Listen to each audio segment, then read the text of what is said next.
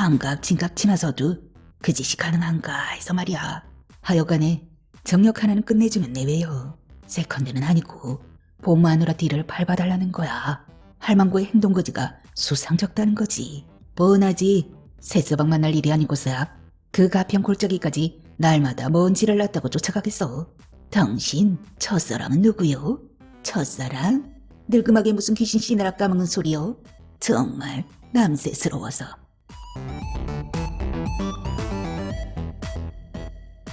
노르자매 개꿈 유해수.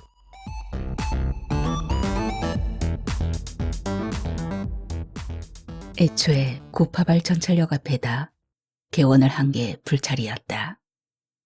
연구소에 사표를 낸 다음 날부터 부동산 소개소로 인터넷으로 목 좋은 상가를 뒤지고 있는 걸 본 아내가 한마디 슬쩍 거둔 말에 영곡이 솔깃했던 것이 문제였다. 아무려면 어때요? 명의로 소문만 나면 되지. 내 친구들은 제대로 된 스파게티 하나를 먹기 위해서 마포대교를 건너 여의도까지 넘어가는데요. 하지만 정작 아내의 속셈은 따로 있었던 듯. 영국이 어른거리는 새 바로 뒤미쳤다. 이참에 아버지 가게로 들어가자고요. 야박스레 임대료 시비는 못할 테고 당신이 태어나서 자란 동네고 좀 좋아요.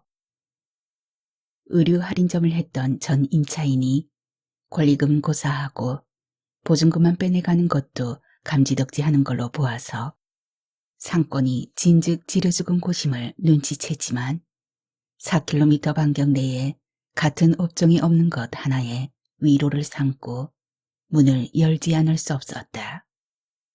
환자들은 많은가?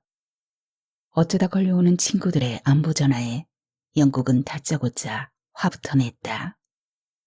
아, 요즘 개새끼들은 죄다 보약을 처먹었는지 당치 아프지도 않다니까. 어장이 안 되려면 해파리만 끓는다더니 가뜩이나 팔이 날리는 동물병원은 잠깐 사이에 소문을 듣고 들깨기 시작한 중학교 동창들의 집합소가 되어버렸다. 중학교래야 문을 닫은 지 오래인 산업체 부설 야간학교로 절반은 중도의 학업을 때려치우는 바람에 소식이 끊긴 지 오래고 함께 졸업한 나머지 놈들도 건달로 풀렸거나 별을 몇 개씩 달고 있는 꼴통들이 대부분이었다. 그러다 보니 사흘도리로 터지고 깨져서 오는 놈들 때문에 주업인 동물 진료보다 꼴통들의 뒤치다거리에 더 바쁠 지경이었다. 허구한 날 찢어진 낯짝이나 팔다리를 꿰매느라 솜씨 또한 월등히 좋아져서 차제의 간판을 성형외과로 바꿔달까 하는 생각마저 들었다. 그뿐 아니었다. 툭 하면 손 벌리는 놈, 보증을 서달라고 치대는 놈, 멀쩡한 원장실을 제 개인 사무실인 양 약속 장소로 써먹는 놈, 심지어는 외상값을 병원 앞으로 달아놓은 놈까지 있었다. 그중 대표적인 두 놈이 명구와 봉춘인데 놈들은 옛날부터 죽이 맞더니 여태껏 붙어 다니며 한심한 인생을 듀엣으로 연주하고 있었다. 그나마 놈들은 밥벌이라도 하는 축에 끼었으나 그 벌이라는 것도 글로벌 커뮤니케이션이라는 가짜는 상호에 번지르르하게 금박을 입힌 명함만 그럴듯한 심부름 센터였다. 그들은 인력이나 민원서류 대행, 택배, 꽃배달 같은 지질한 심부름에서부터 사건 해결, 가정 고민까지 돈이 될 만한 것이면 무엇이든 종류 불문하고 똥파리처럼 달라붙었다. 콧구멍만한 심부름 센터에 지나는 개가 웃을 상호라고 영국이 이죽거리를 낮추면 놈들은 정색하고 말했다. 상호는 바로 회사의 얼굴이야. 그냥 파발 심부름 센터라고 하는 것보다 한결 격조 있고 정찰제로 밀고 나가기도 유리하고 말이야. 개가 딱지라는 소리하고 자빠졌네. 그럼 가정 고민은? 가정이란 데가 어디 한두 가지 문제만 있는데야? 뭔 수로 다 해결하겠다는 거야? 그거야 땅 짓고 헤엄치기지. 우리 의뢰인은 고민은 아주 소박하거든. 제 서방이 어떤 년이랑 놀아나는가, 지 옆에 내가 어떤 놈하고 붙어 자는가, 그것만 알면 돼. 밀착 미행에 현장 추적에 사진 팍팍 찍어서 시원시원하게 궁금증을 풀어주는 거지. 근데 의부증도 무슨 돌림병인지 요즘 부쩍 의부증 환자가 많아졌다니까. 고객의 70%가 여자라고. 고맙게도 우린 그 의부증 때문에 먹고 살지만 말이야. 그나저나 불경기라 이 사업도 예전같지 않은 데다 점점 대형화로 치닫는 추세여서 우리 같은 영세상들은 영 죽을 맛이야. 감시 카메라 설치에 비디오 촬영, 특수도청기까지 설치되는 판이야. 놈들은 대자는 소리를 연신 씩뚝거렸다. 뒤늦게 개원 소식을 전해들은 대학 동창들의 태도는 놈들과 사뭇 대조적이었다. 슬며시 돈 봉투를 놓고 가거나 하다못해 개원 축하 화분이라도 번듯한 걸로 보내주었다. 발벗고 나서서 고객을 연결해주는 동창도 있었다. 제약회사에 근무하는 한 동창은 유효기간이 임박한 약품을 몇 박스 보내주기까지 했다. 개는 소화기가 사람하고 가장 비슷한 동물이라 가렸었으면 아주 유용한 선물이었다. 이래저래 영국 동물병원을 개원한 그의 심사는 하루도 편한 날이 없었다. 삼촌, 숙모 전화해요. 개원하기가 무섭게 제껏 애견 미용사 자리를 차지하고 앉은 조카딸 승주가 전화기를 건네었다. 전화는 자동차 사고를 알리는 아내였다. 다행히 쌍방이 다친 데는 없고 아쉬운 대로 해결을 본 상태라 더 이상의 조치가 필요 없다면서도 아내의 음성은 불담 드센 마른 장작처럼 화드득 거렸다. 글쎄, 법도 목소리 다음이라니까. 내가 말마디 깨나 하고 사니 망정이지. 꼼짝없이 덤터기 쓸 뻔했다니까요. 아내는 말 잘하는 게 무슨 가문의 자랑스러운 내림이라도 된다는 듯 그 말부터 했다. 변호사인 처남에 교회 권사인 장모까지 꼽으면 아주 근거 없는 말은 아니지만 처남의 변론이야 들을 기회가 없었고 장모의 구변은 순전히 성령의 감동 때문이라니 꼭 집안 내림이라 할 수는 없었다. 아내가 사건의 자초지종을 늘어놓은 시간은 대략 10분이었다.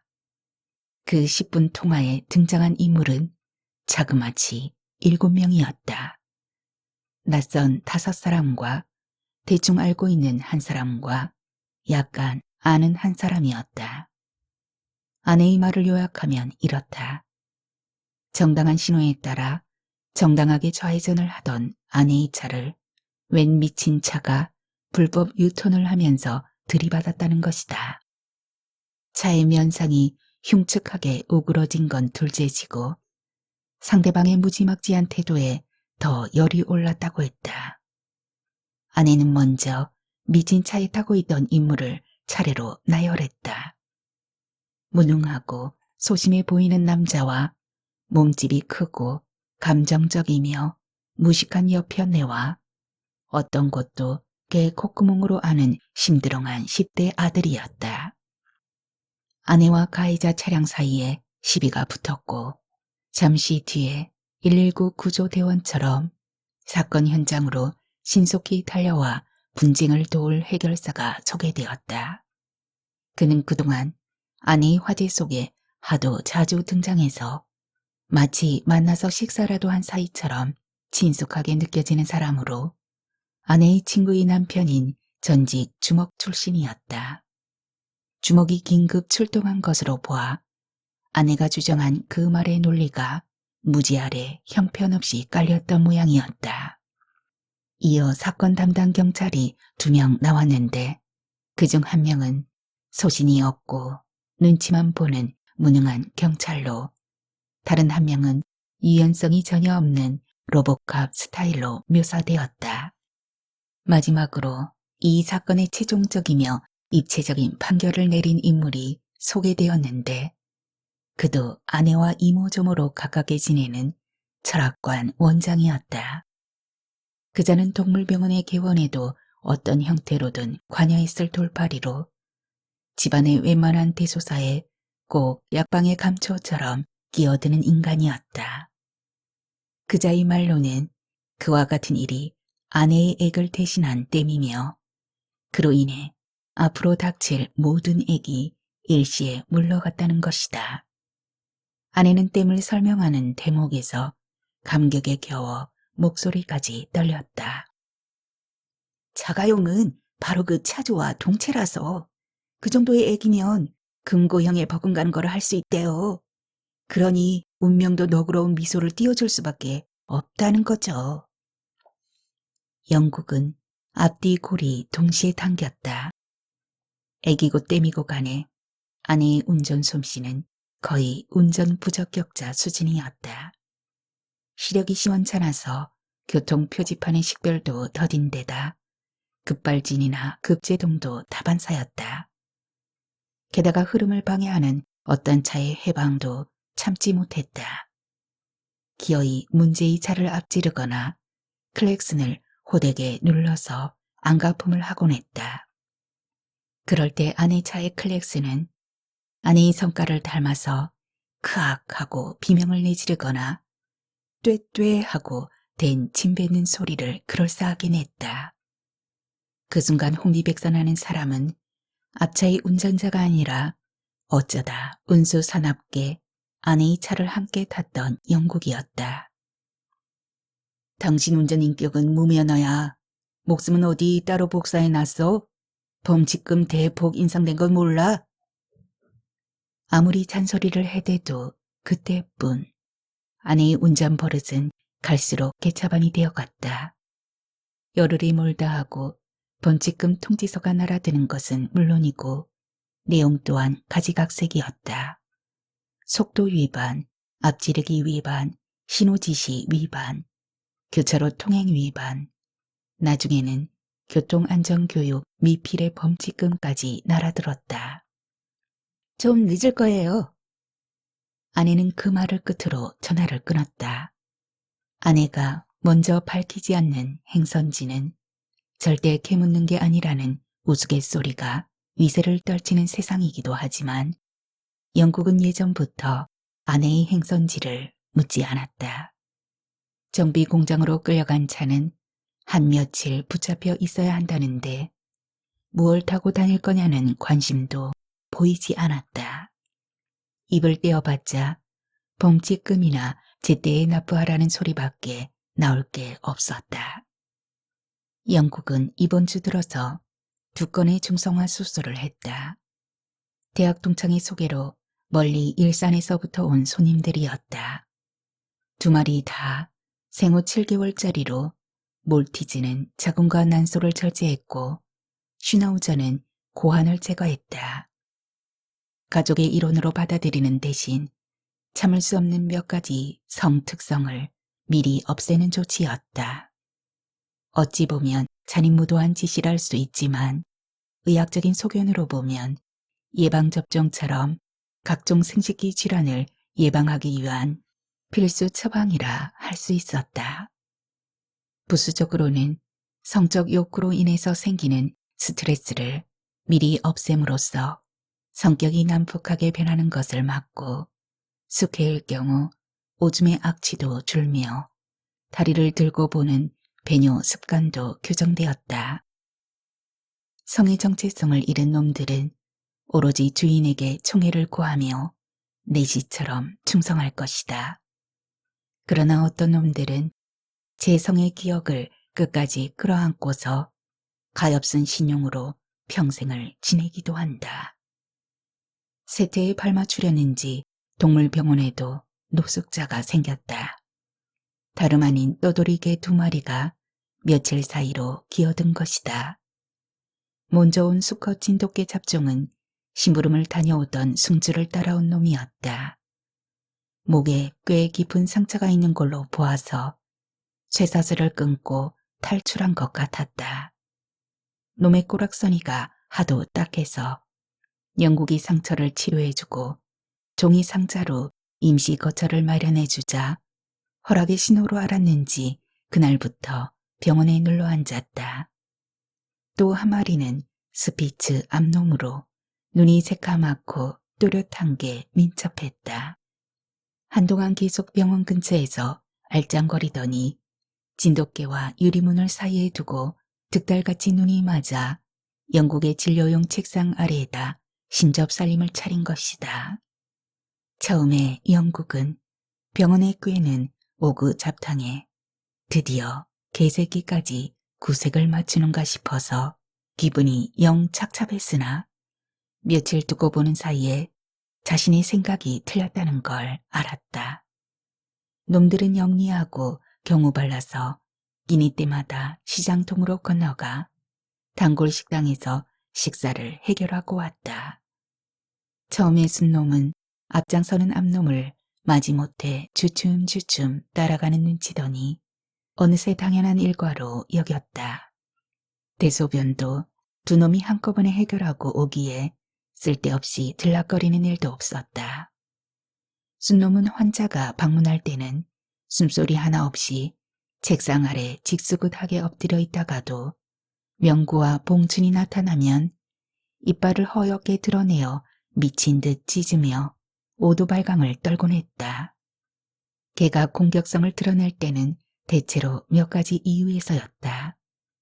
음식이나 잠자리를 방해하거나 좋아하는 사람과 떼어 놓으려 하거나 시각적인 위협을 가할 때였다. 도시 알 수 없는 일이었다. 병원 앞으로 달아놓은 자그마치 6만 5천 원이나 되는 외상값을 길 건너 문고 반점에서 수금해 간 이틀 뒤 명구와 봉춘이 일찌감치 병원에 건들거리며 나타났다. 책상 아래 엎드려 있던 순놈은 자동 경보기처럼 숨 넘어가게 경보음을 울려댔다. 승주가 나서서 새로 붙여준 이름인 레옹을 거푸 불러대자 겨우 숙지면서도 누나를 희번덕거리며 목구멍에서 연신 가래 끓는 소리를 냈다. 명구와 봉추는 어디 개가 짖느냐는 듯 일체의 반응을 보이지 않았다. 처음 몇 번은 어떻게든 환심을 사려고 애쓰더니 놈 쪽에서 단단히 맺힌 게 있는 양 전혀 풀릴 기미를 보이지 않자 포기한 것 같았다. 명구는 외상값에 대해 입으로는 미안하게 되었다고 넉살을 떨었지만 얼굴은 전혀 아니었다. 어쩐 일로 며칠 사이에 신수가 말끔해지고 헙수룩하던 머리도 산뜻했다. 최 원장, 이발소에서 진짜 서비스 받아본 적 있어? 아침부터 실떡거리는 걸로 봐서 그 서비스라는 게 아마도 배꼽 아래의 것을 가리키는 모양이었다. 새끼, 추잡스럽기는 시끄러워. 영국이 대바람에 면박을 주었으나 명구는 입을 다물기는커녕 기세가 더욱 등등해졌다. 저 같은 놈들, 눈 가리고 아웅할 게 따로 있지. 내가 한번 확 뒤집어 부려다가 웬 종로에서 뺨 맞고 한강에 가서 눈을 기는 소리여? 글쎄, 단골 이발소에 갔더니 눈깔이 휙 돌아가게 잘 빠진 계집애가 새로 왔더라고. 고년이 풀서비스 한번 받아보라고 어찌나 간드러지게 엉겨붙든지. 기분도 그렇지 않고 해서 그러라고 했지. 당장 얼굴에다 팩 같은 걸 붙이고 사지를 주무르고 거시기를 흔들어주는 것까진 좋았어. 조금 뒤에 어째 느낌이 이상하다 싶어서 얼굴에 붙여놓은 팩을 냅다 떼고 보니까 웬 산적 같은 거무튀튀하게 생긴 놈이 내 거시기를 열불나게 흔들고 있지 뭐야. 깜짝 놀라 꽥 소리를 지르니까 태연이 짓거리는 말이 요즘 워낙 손이 딸려서요. 그러는 거야. 영국은 쓴웃음이 나왔다. 명구는 혼자였다. 마누라가 주랭랑을 놓았는지 합의해서 갈라섰는지 자세한 내막은 모르겠으나 확실한 건 그가 현재의 독신이라는 사실이었다. 하고 많은 장소 중에 이발소가 그의 공식적인 해우소인 걸 보면 그의 섹스 스타일을 짐작하고도 남았다. 너무나마도 양변기 체위인 전자위를 선호하는 모양이었다. 구접스러운 짓거리며 디룩디룩한 몸뚱이며 전문가의 자문을 구할 것도 없이 아주 맞춤 체위였다.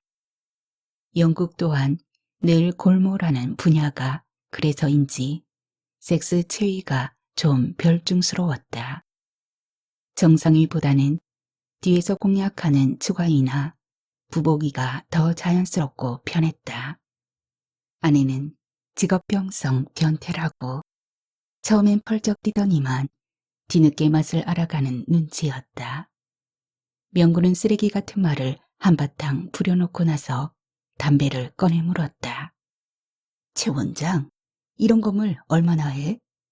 건물이라면 장인 소유의 4층짜리 양지 빌딩을 가리키는 모양이었다. 원래 진득한 데가 없는 놈이 거들대기까지 하는 게 아무래도 더위를 먹어도 단단히 먹은 듯했다. 한 5억은 좋게 갈걸? 왜? 저당 잡혀 먹으려고? 이제 눈에 헛거미가 잡히는 모양이네. 큰일 날 소리. 그게 아니고 내 하나 사주려고.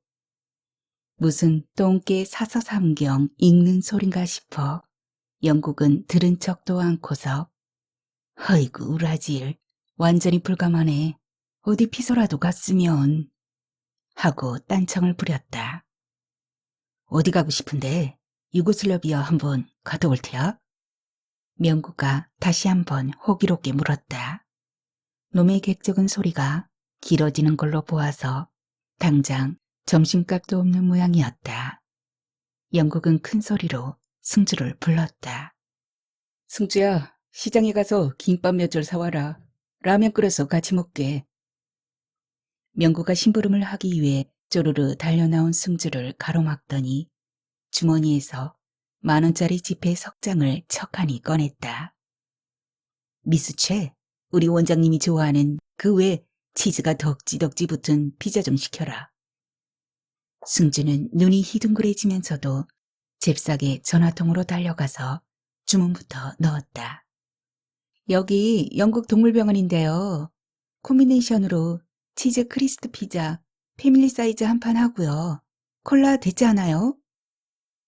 영국은 얼떨떨한 중에도 그동안 당한 고초가 얼만데 피자 한 판에 마음이 치즈처럼 녹을까 보냐고 마음을 다잡았지만 그것도 잠시 금세 놈들에게 곰살궂은 눈길을 보냈다. 피자에 김밥까지 먹고 난 명구가 의기양양하게 영국의 눈앞에다 봉투 하나를 내밀었다. 빚돈 대신 잡은 건데 이번엔 규모가 좀 커. 아주 비밀리에 진행 중인 프로젝트인데다 사실 우린 출국이 자유롭지 못한 상태고 믿을 만한 사람은 최 원장밖에 없으니 지급보증은행인 보스니아 헤르체코비나 중앙은행에 가면 환전할 수 있대. 명구가 내민 봉투 속의 인쇄물은 유고 정부가 발행한 고액권 석장으로 합쳐서 5,550억 디나르였다. 입이 떡 벌어지게 어마어마한 단위였다. 지폐의 발행 연도는 1993년이며 한가운데 각각 다른 인물의 사진이 인쇄되어 있었는데 5천억 디나르는 붉은색, 500억 디나르는 회색, 50억 디나르는 노란색 얼굴이었다. 틀림없는 진품이래. 수수료로 빌딩 하나 얹어줄 테니까 최 원장이 한번 날아갔다 와. 영국은 귀가 솔깃했다. 워낙 허튼 소리를 밥 먹듯 해대는 놈들이지만 증서까지 대령한 걸로 보아 아주 터무니없는 건 아닌 듯했다. 정확한 가치는 모르겠으나 어지간한 변두리에 빌딩 2억에는 사고도 남을 돈 같았다. 평소 놈들이 한 번은 확실하게 신세를 갚겠다고 희떠운 소리를 짓거린 것은 귓등으로 넘긴다 해도 금년 운세가 유난히 뻑적지근했다는데 생각이 미치자 갑자기 정신이 번쩍 났다. 이동과 변화의 기운이 강하며 특히 망종과 소서 사이에 횡재수가 있으니 고삐를 늦추지 말고 바짝 당기라는 수였다. 영국은 머릿속으로 굴렁쇠를 풀리는 사이에 자신도 모르게 얼굴이 달아올랐다. 그들이 돌아간 뒤에도 영국은 한동안 개가 눈에 들어오지 않았다. 옆에 감자탕 집에서 내뿜는 열기까지 가세해서 영국은 가만히 있어도 땀이 절로 흘렀다. 동물병원에 있는 양지 빌딩은 걸핏하면 전력 과부하가 걸리는 바람에 하루에도 몇 차례씩 정전소동이 벌어지곤 했다. 영국은 치미는 짜증을 지그시 누르며 일이 잘 풀리면 당장 건물을 하나 사서 리모델링을 해야겠다고 결심했다. 새 사업에 대한 구상으로 그는 더위조차 잊을 지경이었다. 사람도 사람이지만 개는 땀샘이 없어서 열 발산 능력이 떨어지기 때문에 여름을 나기가 더욱 힘들다. 일부 호사스러운 개들은 주머니에 보냉제를 넣은 옷을 입기도 하지만 이 동네에서는 상상도 못할 일이다. 구색으로 갖춰놓은 강아지용 모자나 레인코트도 여기서는 그냥 전시품에 불과하다. 개원하는 날 들른 장인은 그 용도 불명의 물건이 강아지의 땡볕 외출 시에 일사병을 예방하기 위해 씌우는 모자라는 걸 알고서 개발의 주석 편자라는 말은 들어보았어도 개 대갈통에 망사 모자는 처음이라며 혀를 찼다. 마뜩잖아 했던 건 결혼 승낙을 받을 때도 마찬가지였다. 허필, 왜 가축 전공이요? 난 사람 전공한 사이 보려네. 하면서 인사도 받지 않고 팽하니 돌아앉은 것이다. 그는 처가의 문턱이 닳도록 드나들며 수의사도 일반 의사 못지않게 실력과 실속이 있다는 사실을 입증하기 위해서 무진 애를 써야 했다. 마침 운 좋게 기회가 닿자 선배의 치과에 다리를 놓아서 장인의 사근니와 지주염 치료에 갖은 정성을 기울였다. 장인의 아래 황금 어금니 4개가 그때의 뇌물인데 뇌물을 치아에 먹인 사람은 아마도 영국이 처음일 것이다. 원래 장인은 돈을 모을 줄만 알지 쓸 줄 모르는 자린고비였다. 제 돈 주고 자장면 한 그릇을 안 사 먹었고 모든 교통수단은 교통카드 하나면 그만이었다. 15년째 살고 있는 지금의 단독주택도 인근에서 재래식 화장실이 달린 유일무이한 집이었다. 장모의 말로는 요소마다 사둔 땅과 상가가 줄 잡아도 30억어치는 될 거라고 했다. 동물병원 자리도 사위가 통째 집어삼키기라도 할까봐 노심초사하더니 2중 3중의 계약서를 받아쥐고서야 마음을 놓는 기색이었다. 개원 선물도 2사람이 따로따로 했다. 장인의 선물이 마음에 차지 않았던 장모가 다음 날로 정수기를 들여놓아준 것이다.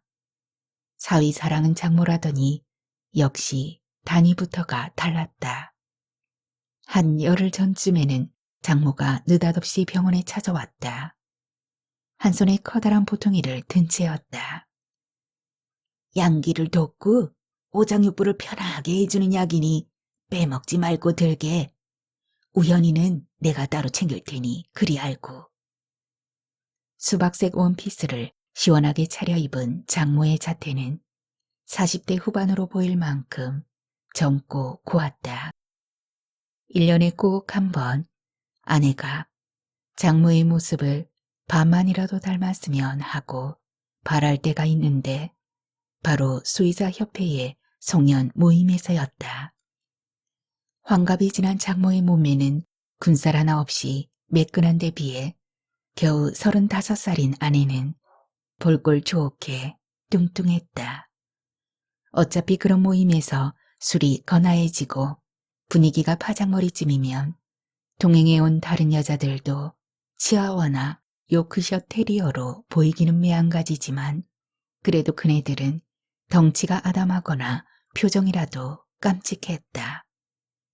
아내는 아이가 없는 결혼 생활의 스트레스를 오로지 먹을 것으로만 풀려고 했다. 그러나 아무리 좋아하는 스파게티나 파스타를 찾아다녀도 차이니스 레스토랑이나 플로렌스풍의 식당을 순례해도 뼛속까지 허출한 건 어쩔 수 없는 모양이었다. 처음 만났을 때 시추같이 귀엽던 아내는 점점 살이 찌면서 퍼그를 지나 이제 불독에 가까워졌다. 우둥푸둥한 아내의 몸뚱이가 떠오르자 영국은 절로 한숨이 나왔다.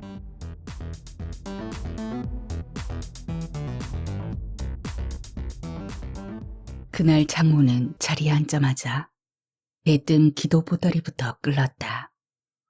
장모의 기도는 정말이지 한번 터졌다 하면 유창하기가 게티즈버그 연설문이 따로 없었다. 음성 좋고 내용 감칠맛 나고 강조법도 도 같은 그녀의 기도에 누구라도 한번 쏘이면 대번 가슴이 툭 터지는 해방감을 맛보았다. 효염도 신통한 편이었다.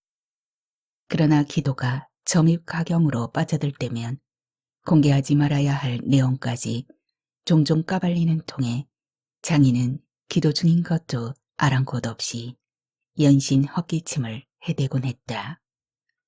장인이 옛날에 고물상을 했다는 사실도 장모의 기도 중에 튀어나온 말이었다. 종의 손에서 험한 리어카를 놓게 해주신 주님을 찬양한다는 구절이 바로 그것이었는데 나중에 우연히 알게 된 것이다. 장인은 평소 말을 시작할 때마다 48년도던가 혹은 59년도던가 하고 매번 연도를 들먹이는 버릇이 있었다. 또한 몇 년도에 화폐 개혁이 있었고 몇 년도에 태풍 사라오가 휩쓸었고 또 몇 년도엔 정부의 고위 관리에 외지 참사가 있었다는 것 등을 조목조목 꿰고 있었다. 그것은 폭풍처럼 지나간 역사의 현장에서 두 눈을 부릅뜨고 응시했던 자의 특성으로 그 밑바닥에 역사의식이 단단히 깔려있다는 자부심이었다. 그러다 그가 고물장사에서 시작해 고철로 큰 돈을 끌어모았다는 사실을 알자 그의 그 역사의식이란 게 어쩐지 믿업지가 않았다. 골목골목 뒤지고 다니며 가진 풍상을 길에서 겪었을 장인의 역사의식이 아무래도 닥치는 대로 주워 모은 고물 토막처럼 여겨졌기 때문이었다. 장모는 영국의 가정에 태를 열어줄 것과 병원의 번창을 바라는 기도를 했다. 그리고 불신자인 아들을 위해서도 기도했다.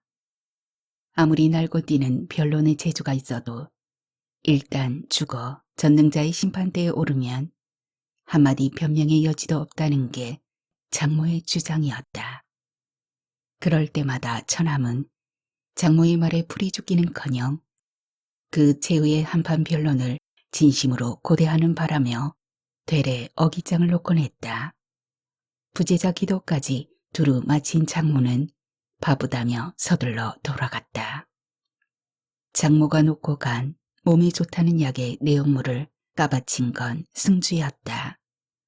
겉봉투에 적혀있는 전화번호가 낯익다며 고개를 갸웃대더니 구파발 시장 안에 있는 개소주 집을 기억해낸 것이다. 편하기 그지없던 영국의 오장육부는 그때부터 뒤틀렸다. 여자는 도대체 몇 살까지 위도가 가능한 거야? 한 이틀 잠잠하던 명구와 봉춘이 다 저녁 때 불쑥 나타나서 뜬금없이 짓거린 소리였다. 또 뭔 개가 풀 뜯어먹는 소리여? 영국은 입으로 타박을 주면서도 의자에서 잽싸게 몸을 일으키며 호들갑스레 그들을 맞았다. 책상 아래 다소 곳이 엎드려 있던 개 두 마리는 그간 무슨 모의가 있었는지 앞놈까지 가세해서 찢어대는 통에 귀가 다 먹먹할 지경이었다.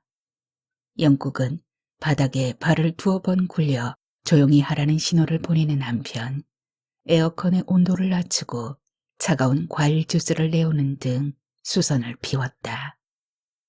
명구가 두고 간 고액권에 대해 반신반의하면서도 소리 소문 없이 몇 군데 문의해 본 결과 은행 쪽은 오히려 어두웠고 외교통상부에 근무하는 한 친구가 적극적으로 아른 체를 했다. 그래? 밀로세비치 정권 때 발행한 거라고? 그자가 국제전범으로 해부된 지가 언젠데. 지난해 국가명도 세르비아 몬테네그로 바뀌었잖아. 하긴 정부가 발행한 화폐라면 정권과 상관없이 어떤 보상 기준이 있을 거야. 워낙 복잡한 나라인데다 수교까지 끊어진 상태라. 하여간 알아볼게. 하며 영국보다 더 흥분했다. 영국은 아내에게도 곧 레마노를 산책할 준비나 하라고 큰 소리를 쳐두었다. 베오그라드를 다녀오는 길에 내처 스위스까지 내달릴 심산이었다. 명구는 오지 탐험이라도 다녀오는 길인지 챙이 넓은 모자에 긴팔 사파리 차림이었다. 며칠 전에 의뢰받은 물건이 시쳇말로 엮이라서 그래. 의뢰인 나이도 심란하지만 맡은 물건의 나이도 만만치 않거든. 환갑 진갑 지나서도 그 짓이 가능한가 해서 말이야. 요즘은 너나 할 것 없이 모두 죽어도 좋아 하며 덤비는 모양이야. 그러고 나서 명구는 맡은 용역의 내용을 건둥건둥 털어놓았다. 처음엔 전화로 가격만 묻더라고. 사람 하나 뒷조사하는데 얼마나 드느냐고. 말하는 품새며 목소리로 봐서 한참 노틀 같아서 곁에 잠시 붙어 살던 젊은 년이 함이천 왕창 긁어 튄 사건인가 생각했지. 게다가 나타나지는 않고 전화로만 계속 흥정을 하는데 어찌나 깐깐하게 따지고 깎든지. 여하간에 내막인 즉슨 세컨드는 아니고 본 마누라 뒤를 밟아달라는 거야. 몇 달 전부터 할망구의 행동거지가 수상쩍다는 거지. 은행 계좌로 착수금 접수하고 한 며칠 미행했어. 어이구, 마을이 할망구지. 동작이 어떻게나 비호 같던지 따라다니느라 코에서 단내가 다 나네. 글쎄, 하루에 10군데를 더 뛰어요. 그것도 새벽 5시부터 말이야. 물론 할증료까지 긁어냈지. 교회, 헬스센터, 백화점, 장례식 찜질방, 팔 데 없는 기도원까지 날아가다니까. 그래? 뭘 좀 캐냈어? 영국은 갑자기 흥미가 동해서 물었다. 뻔하지. 세서방 만날 일이 아니고서야 그 가평 골짜기까지 날마다 먼지를 놨다고 쫓아가겠어. 기도실인가 뭔가에 들어가더니 2시간은 좋게 있다 나오더라고. 생각해보니 기도원이 미래 장소로는 아주 왔다야. 곤란한 건 물증을 잡는데 약간의 애로가 있다는 거지. 어쨌든 며칠 내로 할망구가 옴짝달싹 못할 결정적인 증거를 잡아낼 거야. 어이쿠, 영감탱이 동풍 깨나 있는 모양이던데. 그런 정성 있으면 젊은 년이랑 바람이나 피울 것이지. 하여간에 정력 하나는 끝내주면 내외요. 그리고 이건 공개하지 말아야 할 사업적 비밀이지만 우리가 최 원장을 워낙 믿는 터라 조금 전에 영감한테 맛보기로 몇 장 넘기고 중도금 좀 챙겼어. 그러면서 명구가 그에게 사진 한 장을 내놓았다. 포플러가 우거진 강변 뚝길을 걷고 있는 여자의 옆모습이었다. 여자는 나이가 제법 들었으나 선이 곱고 날씬했다.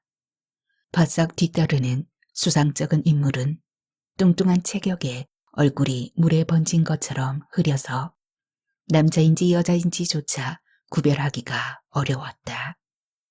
영국은 순간 제 눈을 의심했다. 사진 속의 여자는 수박색 체크 원피스를 입은 장모였다.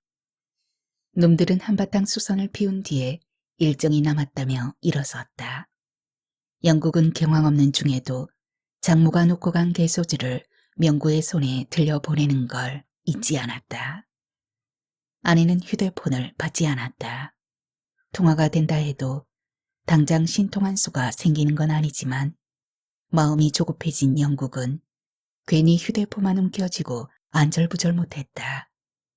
돌이켜보면 장모에게서 수상한 낌새를 챈 건 오래된 일로 지난해 TV 드라마에 무슨 첫사랑 얘기가 방영되면서 처가에 한바탕 소란이 일어났을 때부터였다. 늙으면 기능이 제대로 작동하는 건 눈물샘 뿐이라지만 드라마를 보는 매 회마다 장모가 마음 놓고 운 게 발단이었다. 장인이 곱게 넘어갈 리가 없었다. 당신 첫사랑은 누구요? 나 이정식은 아닌 것 같고 솔직히 털어놔. 장모는 대꾸할 가치조차 없다는 듯 한마디로 잘랐다. 그건 나만의 그린벨트여. 통제구역이라고. 장인은 괜한 닭달 끝에 통발이 맞고서 더 이상의 응대를 하지 않았지만 그날 이후 내외관이 편하게 맹맹해졌다. 아내의 기뜸으로는 무슨 수기 공모에 당선된 어머니의 글을 본 적이 있는데 민망하게도 어머니의 첫사랑이 아버지와 결혼한 다음 해에 싹텄으며 그것도 다니던 개척교회의 청년 전도사였다는 것이다. 닥한 장모도 장모지만 아내의 뻔뻔스러움은 장모를 능가했다. 결혼이 무슨 백신 접종도 아니고 첫사랑 같은 열병 앞에서야 속수무책이었겠죠. 오빠와 내가 친형제인 건 틀림없으니 염려 말아요. 참으로 기막힌 모녀였다. 그리고 한 보름 전에 수박색 원피스를 곱게 차려입고 병원에 들른 장모에게 영국이 우스갯소리를 건넨 적이 있었다. 장모님, 갈수록 젊어지시는 게 아무래도 어디 숨겨둔 애인이라도 있는 것 아니에요? 영국의 말에 장모는 깜짝 놀랐다. 우연히가 그러던가? 장모의 얼굴은 우습게도 아주 심각했다. 아니, 그럼 정말 뭐가 있긴 있는 거예요? 장모는 그제야 슬그머니 표정을 풀고 웃었다. 싱겁기가 고드름 장아찔세. 누가 있으면 자네가 알아서 뭐 하려고. 메디슨 카운트의 다리도 못 봤어. 죽은 뒤에 이혼으로나 알리는 거. 아내는 끝내 전화를 받지 않았다. 행선지를 밝히지 않은 아내의 외출이 벌써 한 달 가까이 되며 열흘 전쯤에 날아온 범칙금 통지서가 경춘가도 어디쯤이었다는데 생각이 미치자 영국은 갑자기 머리가 뜨거워졌다. 도대체 무슨 짓을 하고 다니는 건가? 혹 전직 주먹과? 아니면 철학관 원장? 별별 회개한 생각이 내리를 스쳤다. 영국은 병원 문을 서둘러 닫고 허둥지둥 퇴근했다. 아내는 밤 10시가 넘어서야 들어왔다. 머리칼까지 젖어 있었다. 어디 갔다 왔어? 영국은 아내가 미처 신발을 벗기도 전에 숨가쁜 소리로 물었다. 왜요? 아내는 태평이었다. 성질 급한 영국이 재차 다그쳤다. 지금 어디서 오는 길이냐고. 도대체 왜 그래요? 무슨 의료사고라도 났어요? 의료사고가 아니라 인사사고야. 누구 만났어? 만나긴 누굴 만나요? 다 알고 하는 말이니까 잡아댈 생각 마. 만나기는 만났죠. 무소불위의 존재를. 말 돌리지 말고 똑바로 말해. 당신 기동 갔다 온 거지? 어떻게 알았어요? 아내는 그제야 눈을 동그랗게 뜨고 반문했다. 사실이란 말이야? 누가 그래요? 엄마가 얘기해요? 아이고, 노인네는 미리 초치는데 뭐가 있다니까. 무슨 소리야? 가평에 있는 만복기도원이 하도 신령하다고 해서 엄마랑 다녀왔죠. 벌써 한 달째인데요. 8년이나 묵묵히 기다려준 당신에게 미안하기도 하고 철학관 원장이 나더러 더 큰 신을 찾아보라고 권유를 하기도 해서 생이 끊어진 지 열흘 됐어요. 안 그래도 며칠 있다가 말하려고 했는데 그래 그런지 어째 몸이 으슬으슬한 게 오다가 찜질방에 들러 땀 빼고 한숨 자고 오는 길이에요. 영국은 그제야 사진 속에 부둥부둥하고 땅딸막하던 물체가 바로 아내의 실루엣이라는 생각이 퍼뜩 들었다. 그는 머리를 어디다 세게 부딪힌 사람처럼 멍하니 아내를 쳐다보았다. 그럼 장모님은? 첫사랑은? 출근하자마자 장모에게서 득달같이 전화가 걸려왔다. 목소리가 잔뜩 상기되어 있었다. 첫사랑? 늙음하게 무슨 귀신 씨나라 까먹는 소리요? 상금 좀 타서 살림에 보태려고 없는 얘기 꾸며댄 거지. 내가 40이 넘어 예수를 믿기 시작했는데 청년 전도사는 무슨 얼어 죽을 놈의 전도사. 영감이 내 초간택인 건 하늘이 알고 땅이 알아. 칙살 맞은 영감. 외식 한 번을 안 시켜주고 해외여행 가자고 그렇게 오랫동안 노래를 불렀건만 세귀에 경의를 끼고 하나밖에 없는 사위 월세 꼬박꼬박 다 받아먹고 내가 명색이 장애인 교회 권사인데 부지를 못 구해서 전부 길바닥에 나앉게 생겼는데도 단돈 10만 원을 안 보태주고 더 기막혔던 건 개원 선물일세. 그래, 우산꽂이가 뭔가 정말 남새스러워서. 영국은 개원식 날 장인이 들고 왔던 시커먼 철제 우산꽂이를 떠올리고 눈썹을 찌푸렸다. 그날 비가 오는 바람에 당장 요긴했던 물건이기는 했으나 눈에 띌 때마다 왠지 부하가 끓는 것도 사실이었다. 하도 밉살스러워서 골탕 한번 먹이려고 벌렸네. 지난 겨울부터 각방 쓰고 카드 만들어서 자네 정수기 달아주고 옷 사입고 구두 사신고 내 저 밖으로만 돌았거든. 어제는 밤새 들랑거리면서 한잠도 못 자더라고. 지피는 데가 있어서 영감을 볶아쳤더니 죄다 털어놓지 않겠나. 글쎄 글로벌인가 뭔가 하는 놈들한테 얼토당토하는 사진 몇 장 얻어내고 중도금까지 왕창 뜯겼다니까. 그럴 만도 하지. 영감 평생에 그런 큰돈을 언제 한번 써봤어야지. 한편으로는 딱한 생각도 들지만 그간의 소행으로 봐선 아직 애벌가리에 지나지 않네. 이번 기회에 아주 쫀쫀히 짚고 넘어가려네. 당장 화장실 고쳐놓고 네 앞으로 두둑한 통장 하나 만들어주고 그 가게 자네 이름으로 안 돌려놓으면 진짜 갈라선다고 했어.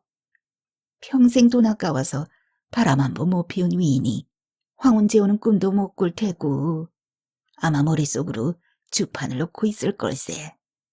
그래도 늙은 마누라 구슬려서 데리고 사는 게 훨씬 싸게 먹힌다는 걸. 말을 마친 장모는 잠시 숨을 고르더니 금세 은근한 목소리로 돌아섰다. 최서방, 자네도 카드 쓰겠지만 월말이면 꼬박꼬박 날아오는 그 대금 청구서가 집달관보다 더 무섭대. 조심하게나. 그리고 말이야, 그 각덕이 같은 글로벌 놈들은 지은 죄가 원체 많아서 그런지 기도원을 엄청 무서워하대. 첫날 딱 한 번 성전 앞까지 따라오더니만 기절을 하듯이 뒷걸음쳐 내빼고선 두 번 다시 안 따라와. 나중에 올 때 보면 산중턱에 있는 매점 평상에서 번번이 자빠져 자더라고. 외교통상부의 친구가 학수고대하던 소식을 전해왔다. 어떤 시인이 낙엽을 폴란드 망명 정부에 집회 갔다고 했네만 바로 이걸 두고 한 소리야. 베오그라드까지 갈 것도 없어. 그 애인 전비 조달하느라 돈을 얼마나 찍어댔던지 물가 상승이 연간 6천조 %였다면 말 다 했잖아. 1년간 단행한 화폐 개혁만도 20차례야. 그러다 보니 고액건이 남발된 거고 지금 어느 상사에서 들여와 수집가들에게 판매한다는데 5,550억 디나르 한 세트 판매가가 22,000원이라든가. 근데 그런 물건이 어떻게 땡칠이 의사 손에까지 건너갔어? 하긴 국적불명의 별 희한한 유가 증권들이 개똥처럼 굴러다니는 세상이니까. 은밀히 비행기 편까지 알아보며 밤잠을 설치던 영국은 아랫도리에 힘이 쫙 빠졌다. 거기다 엎친 데 덮친 격으로 열흘간의 희망을 배신하고 아내의 생리가 터진 것이다. 영국은 허망함에 가슴이 아프다 못해 쓰렸다. 시간 맞춰 덧수금까지 친 건 명구와 봉춘이었다. 한 놈은 정형외과에 또 한 놈은 흉곽외과에 입원한 것이다. 영국은 가뜩이나 심사가 틀어져서 모눈을 하고 있던 터에 놈들의 소식에 이맛살부터 찌푸렸다. 학회 일로 병원을 반나절 비운 사이에 명구가 레옹에게 왼쪽 팔 뒤꿈치를 된통 물린 것이다. 얼마나 심하게 물렸던지 아킬레스건이 너덜너덜해져서 상처가 아문 뒤에도 상당 기간 다리를 절어야 할 판이었다. 숭주의 말로는 놈들이 자초한 일이라고 했다. 글쎄, 그 기름기 대마왕 아저씨가 먼저 레옹의 목에다 줄을 감는 신용을 했다니까요. 레옹이 미쳐 날뛰는 건 그 다음이고요. 승주는 어디서 들었는지 상당히 신빙성이 있는 얘기까지 주워 섬기며 레옹을 변호했다. 남의 개를 몰래 후려다 밀도살해서는 보신당 집이나 개소주 집에다 팔아넘기는 파렴치한이래요. 그동안 나한테도 얼마나 눈물 댔는데요. 그나마 멱살을 물어뜯기지 않은 게 다행이죠. 놈들은 비열하게도 심부름 센터를 하는 틈틈이 개 100장까지 한 모양이었다. 참으로 개 발사개 같은 놈들이었다. 주로 변두리 호텔 주변을 어슬렁거리며 남의 추잡한 뒷구멍을 캐고 다니던 봉춘도 성질 고약한 주먹에게 걸려 초주검이 되도록 얻어맞았다. 말을 할 때마다 새 새끼처럼 입을 쩍쩍 벌리는 걸로 봐서 아마도 갈비뼈의 절반 이상이 절단난 듯했다. 누에그라를 시간 맞춰 먹은 주먹이 계집의 사타구니로 힘차게 점프하려는 순간 사람을 잘못 짚어 주먹과는 생년부지의 여자가 개거품을 물고 들이닥치는 바람에 애써 가꾼 아랫도리의 해면체가 물거품이 되고 만 것이다. 약효의 지속시간이 기존 약물의 2배 이상인 신약이라 놈은 발기가 진행되는 내내 분을 못 사겨서 봉춘에게 분풀이를 해댄 모양이었다. 병문안을 간 영국에게 자세한 소식을 들은 명구는 제 깁스한 다리를 긁적이며 대수롭지 않게 내뱉었다. 시불, 노르잠의 개꿈이라더니 빚돈 대신 그놈 발목하지 않아 분지르지 뭐.